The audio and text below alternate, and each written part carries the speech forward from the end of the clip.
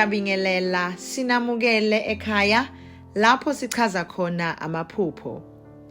Namuhla ke sizobheka uhlobo lwamaphupho olujwayele noma ohlale uluphupha uma unesipho noma ubizo. Maningi amaphupho ajwayelekile kodwa sizobheka kulawa ambalwa alandelayo. 1. Imoto emhlophe. Uma ujwayele ukuphupha imoto emhlophe uyishayela noma uphakathi kuyo kodwa ihamba. 2. Inkukhu emhlophe. 3. Inkomo emhlophe kodwa ingakwenzi lutho. 4. Amanzi.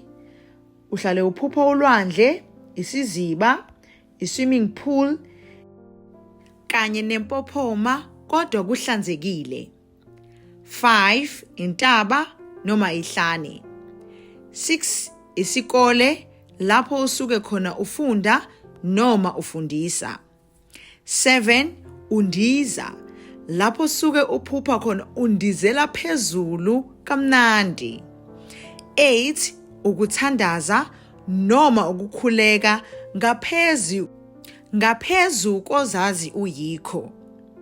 9. Ukudumisa noma ukuhlabelela. 10. Izilwane. Ujwayele ukuphupha izinyoka and big 5 animals kodwa zingakwenzi lutho.